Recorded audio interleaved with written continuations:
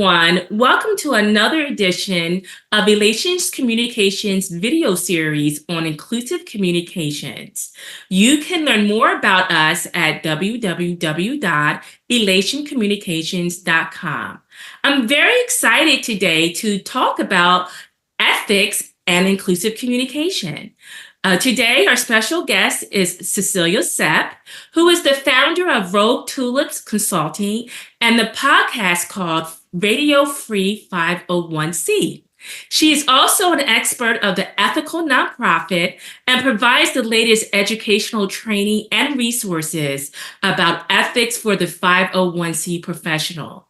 She is also, most importantly, connected to Elation Communications as our fractional chief operating officer. Welcome, Cecilia. Jerrica, thank you so much for inviting me. And as a podcast host, it's really fun to be the guest for a change. Yes, we're so excited to have you here. So let's get started. Tell us more about Rogue Tulips Consulting and the practice of ethics. Well, Rogue Tulips Consulting is an organization that I founded, a consultancy that focuses on nonprofit organizations. So that's any organization that's incorporated as a 501c, because all 501cs are nonprofits, whether you're a C3, a C4, or a C6, which are the most commonly known. And at Rogue Tulips, I offer very personalized service to my clients in a variety of areas, from strategic planning to membership programs, research projects, speaking engagements, and training. And you can learn more about that at my website, roguetulips.com. And what we do in the area of ethics specifically is we offer a course or education program called the Ethical Nonprofit, and it is for people who work in 501c organizations, again, of any kind, any nonprofit.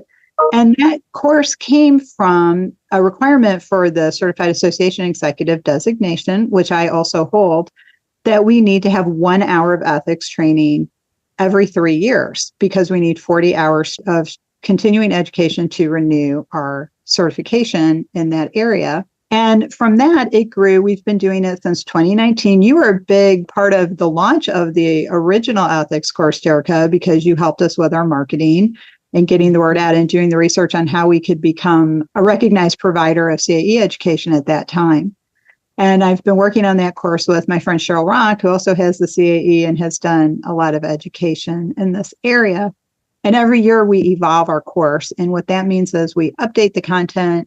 We are always reading about what's going on in ethics. We do a lot of research on data. So we especially like the Ethics Compliance Initiative, which is a great source of information about ethics in the workplace, trends globally.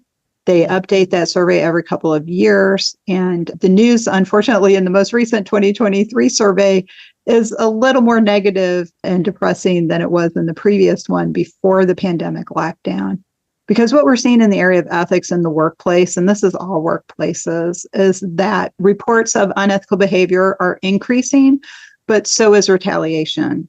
And those are the two things that really will create an ethical workplace. If you feel you can speak up if you see something wrong, that's great. But if you fear you're going to be retaliated against, anything from losing your job to being denied a promotion or not getting the resources you need to do your work, that becomes a problem. And that leads to what we all like to call a toxic workplace, because you feel you can't speak up, you can't do the right thing for the right reason.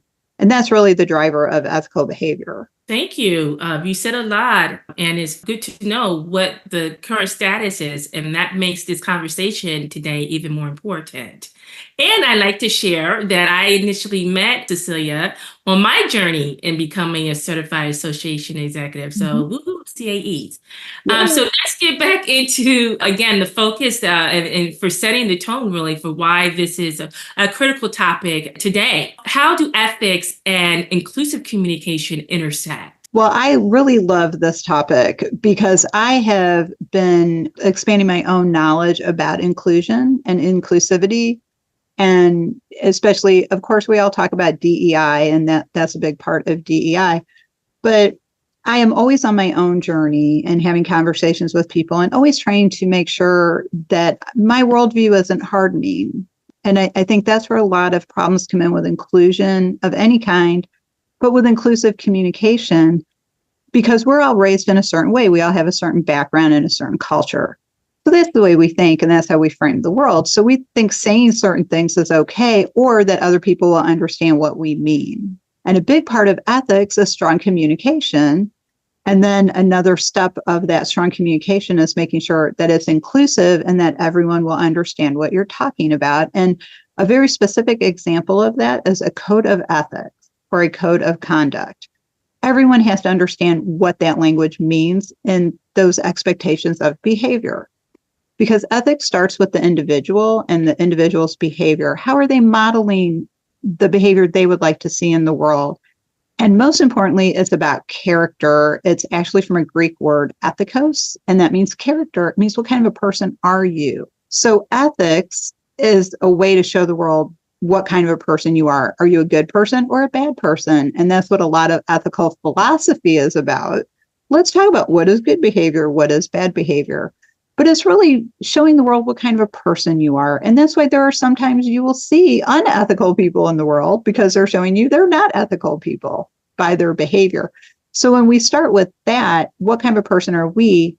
Are we going to be sensitive to the needs of other people? Are we going to be sensitive to the fact that everyone is not like us and everyone doesn't understand what we're saying or where we're coming from? A really great example of this is in the United States. We live in a great country full of all kinds of people from all over the world. A lot of people want to live here and they come here to work. And we also have a lot of people who are descendants of people who migrated here from other countries long ago. So you have a real flavor here. And even within the United States itself, there's different regions with different backgrounds, different cultures. A really easy one to keep in mind, North versus South. You know, the way people live in the North is different from the way people live in the South. Their worldview was very different. This is what led to our Civil War back in the 1860s, because people were very different. But when we're talking about the modern world today with language, English, especially American English, is not everyone's first language. So they're not going to understand the idioms. They're not going to understand some of the cultural references. They're not going to understand where we're coming from. And so if you keep that in mind when you're speaking with people, don't make an assumption that they understand. It's okay to ask people questions about where they're from, you know, even if it's just what part of the country they're from, because, you know, another classic example of language in the Midwest, soda and pop are two different things. Soda in the northern part of the Midwest is Alka-Seltzer, and a pop is a cola or a soft drink. Whereas like where I am from in Missouri, a soda is a Coca-Cola or, you know, or a 7-Up or something like that. Mm-hmm. So just those certain things. So, you know, to be an ethical person is to be aware of the fact that people are different. And they're going to have different communication needs. And so by being aware of that, that's where inclusive communication intersects with ethics, because how we communicate is a sign of what kind of person we are. Yes. And thank you, Cecilia. And I have to say, this is why Elation has made raising awareness about inclusive communications a key priority, because it starts with awareness, as you're stating. And thank you on that point of not making assumptions, and which we shouldn't do with anyone, right? That takes away the fun of getting to really know someone. That's right. So in the workplace, we know that work culture is highly influenced by the leaders. And so the next question is, how can leaders ensure their communication style is respectful and inclusive of people from different backgrounds and cultures? I love that question. It's something we talk about in our ethics course. And I talk about it a lot when I do ethical speaking engagements for different groups. So one of the things we like to say is ethical organizations are created by ethical people. So the leaders have to be ethical people first before they can model ethical behavior for others. Now, what that means is you have to create an ethical mindset. And so creating an ethical mindset means you're aware of what ethics are, what they mean, how you want to apply them in your organization. Your organization may have a code of conduct or code of ethics for your staff and a separate code of conduct or ethics for your board of directors because they have different roles. And then there might be a code of conduct or code of ethics for your general membership because, again, they're different roles. And so different responsibilities are attached to that. So if a leader wants to make sure they're practicing ethics and thus ethical communication that's inclusive, they first have to understand where they are with their ethical mindset and creating that. And how does that influence how you talk to people? So a big problem that you and I have seen in the organizations we've worked at are the leaders not talking to everybody else. So it's no communication or very poor communication, or not telling you everything you need to know. And so that can create a lot of tension in the workplace. That can create bad attitudes. It can create uncertainty among your team, and it can affect everybody's performance and thus the reputation of the organization in the very long run. So for a leader to make sure they're doing inclusive communication means they need to know who their staff are, what's their background. Because a big part of diversity is making sure you have a lot of different people. You don't want everybody to be from Indiana and have all gone to Indiana University, because they're all going to have the same experience and mindset and knowledge to a certain extent. And so you're not going to get a lot of different new ideas. But if you get people from Indiana University, and then maybe Louisiana University, New York University, California, get a lot of different people, you're going to have a lot more ideas. You're going to have a lot more interaction. But then you also have to be aware of the fact that, they're from different parts of the country and they've gone to different schools. Maybe they've got different majors too. So you need to understand what their experience has been so far so that you can make sure you're communicating in a way that everybody can embrace. And some of this can be a great team building exercise, because you can get the team together to talk about their backgrounds and experiences, and then everybody can come up with a cultural language for your organization. And therefore, everybody can be included and feel that they're really part of that conversation, and they're really participating, and they're really welcome, not just in the room. And that's a big difference with DEI in its application. You can't just say you're doing it. You can't just have the people in the room. They actually have to be included. They actually have to feel like they belong, and they're welcome, and they're participating, and their ideas matter. And that's a lot of what ethical communication is, especially in the area of inclusion, because you want people to know you're not just in the room. We want you here, and we want to hear what you have to say, and we want your contribution. Yeah, so that's a great segue to the next question here on really what does that look like? So I think we can be more explicit on what does inclusion really look like? How can leaders ensure that particularly everyone, particularly non-native speakers and people with different communication styles, really do feel included and valued on the team? Well, and I think that is something that all leaders should consider. And this is where building a cultural language of your own in your organization, really, it makes your culture stronger. Your team will thrive because everybody knows the ideas, they know the references, they know what you're talking about. So one of the things I do as a consultant when I'm first working with a new client is I ask them about the language of their organization. What words do you use? What do those words mean to you? Are there words I shouldn't use? Because no, we don't like that word. That word has bad connotations for us.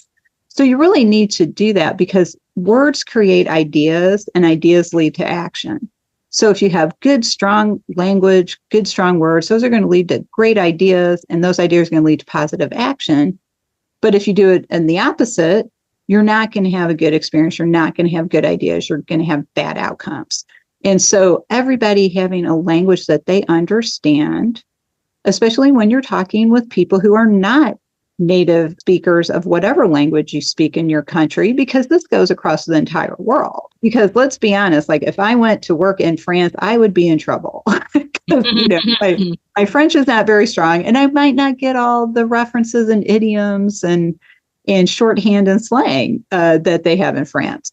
So we have to keep that in mind in any country, in any language. And so that's where inclusion can really be driven by language, and in making sure that everybody understands what inclusion means to your organization, and making sure everybody understands that everybody may not know that slang or that idiom or that joke, because all of our cultures are different and rich and long histories.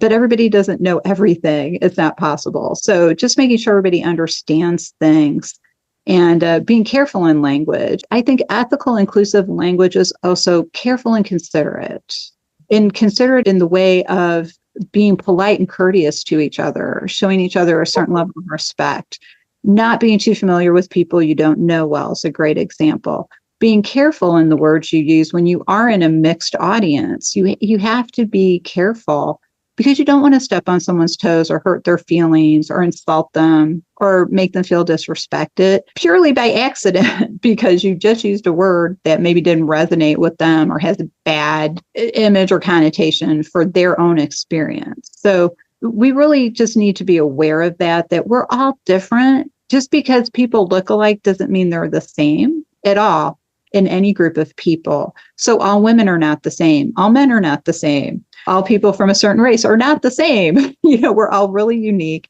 and we have different experiences based on our own life cycle. So being an ethical person with communication is being that considerate speaker, that thoughtful speaker, understanding that you don't know that person 100% yet. Let's be a little cautious how we use language, because I think we all know words hurt more than a punch in the nose. Wow. So I have to say, I love your point about developing a cultural language for your organization. That's a great takeaway because that's something that everyone within an organization can contribute to. Right. So that creates more of somewhat of a team focused exercise by which they all then uphold. And I love that idea. And so we live in an ever changing world, and it would seem, diversity or diverse groups keeps multiplying. And sometimes it's hard to keep up. Right. And Yeah. so how can leaders stay informed about inclusive language practices and incorporate them into their professional communications as relates to these, ever-changing issues? Well, I'm going to say, first of all, be prepared for making a mistake, because you will. Because humanity itself right now is breaking into smaller and smaller groups, and people are self-identifying in more minute ways. So you are not going to know every single group. You're not going to know every single correct language or term. So give yourself a little space, but also be willing to apologize for not knowing. One good way to keep up with communication and language for inclusion is just make sure you find a couple of news sources that you like to read every day.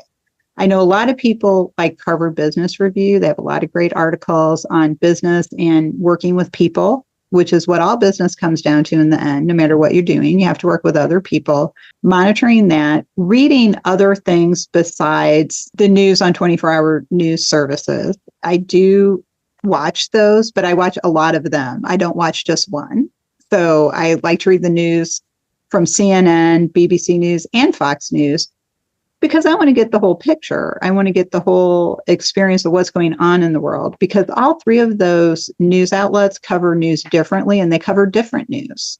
So, for example, BBC does way more international news than CNN and Fox News. So if you want to know what's going on in the world, which will give you some insight into language, check out BBC or another international news source. There's more than BBC. That's my choice. That's the one that I look to. Also read your local news. I always make sure to read at least one local news source where I live. I live in the greater Washington, D.C. area. So we have a lot of great news outlets here. So I make sure to keep up with the local news as well. That is really the key, is being aware of what's going on. It's very much situational awareness, environmental scanning, looking ahead. People like to say foresight now. I'm from Missouri. It's looking ahead and seeing what might happen. But foresight's a good term too. But you really have to just be aware of what's going on around you, what people are doing, what they're talking about. If you hear something and you don't know what it means, ask somebody. Say, what does that mean? I don't understand that term. I do that a lot, especially with acronyms on text. We all know what LOL means, but there's some I'm like, I have no idea what that means. And I just ask people, what is that? I don't know what it is. I don't know what that means, because that's how you educate yourself. And if somebody says something to you about language you've used being insensitive, be open to the conversation. They're not insulting you. They're trying to educate you and also let you know that they have a different view of the world than you do. And that's okay. We don't all have to throw our own cultural history out the window, but we should be open to learning about other people's cultural history and their own experience. Well said. Well, thanks so much for joining us today, Cecilia. Before we wrap up, why don't you share how the viewers can get involved with your activities on ethics training. Oh, thank you. And thank you for inviting me. It's been a really fun conversation. Ethics is one of my favorite topics. And just want to add, over my life, I have realized from doing this ethics work, I have always been a person who thought that way, even though it wasn't named ethics. I want to say to the audience, you probably are an ethical person and always have been. And you just are now understanding the concept of ethics and how it affects our entire life, professional and personal. If you want to get in touch with me or learn more about what I do in the area of ethics, you can check out my website, roguetulips.com. And we have an education page if you'd like to look up our ethics course. We also have a really, I think, great blog because I write as Rogue. And then, of course, our podcast, Radio Free 501c, as Jerrica mentioned. And we do talk about ethics on both the blog and the podcast throughout the year. Actually, I also like to share, I'm very excited. I will have an article on ethics and nonprofit management published in the Association's Evolve Journal 2025 edition. That is a magazine that comes out of Australia, and it's really built up a great following over the last few years. So check out Association Evolve Journal. Congratulations, Cecilia. Thank you. And thanks again for joining us today. And viewers, I invite you to continue the conversation with Elation Communications on inclusive communications. You can follow us on Instagram, Twitter, and Threads at Jerrica Talks, YouTube at Elation Communications, LinkedIn at Elation-Communications, and Facebook at Elation Comms. Until next time, become an inclusive communicator. Thank you.